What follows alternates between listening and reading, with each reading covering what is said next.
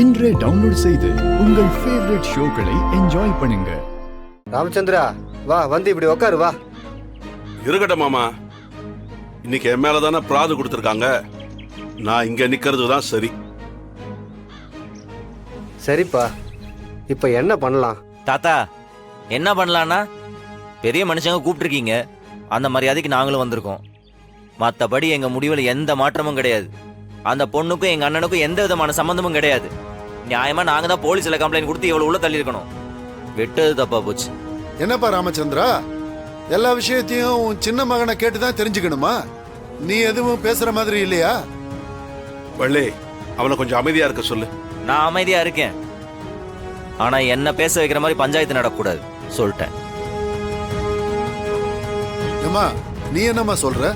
ஐயா, எனக்கும் அந்த குடும்பத்துக்கும் என்ன உறவுங்கிறது உங்க எல்லாத்துக்குமே தெரியும்.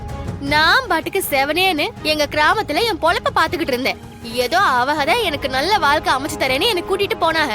ஏய், நீ பாவம் நினைச்சு நாங்க கூட்டு போனோம். நீ இவ்வளவு பெரிய ஃப்ராடா இருப்பேன்னு எங்களுக்கு தெரியவே தெரியாது. ஃப்ராடா? நான் அப்படி என்னத்த ஃப்ராட் பண்ணேன்? பெத்த அம்மாவை செத்து போயிட்டாங்கன்னு சொல்லிட்டு எங்க வீட்லயே ஒளிச்சு வச்சவ தானே நீ? என்னம்மா இதெல்லாம்? ஐயா, அது தப்புதேன். நான் அத மறுக்கல. ஏதோ என் சந்தர்ப்ப சூழ்நிலை.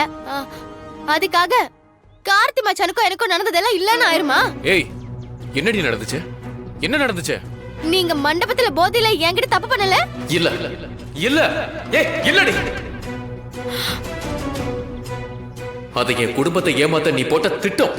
ஆத்தி, நான் எந்த திட்டமும் போடல.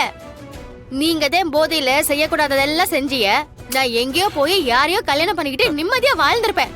என் வாழ்க்கையை இப்படி நாசம் பண்ணிவிட்டு இங்க வந்து நல்லவங்க மாதிரி பேசுறீங்களே.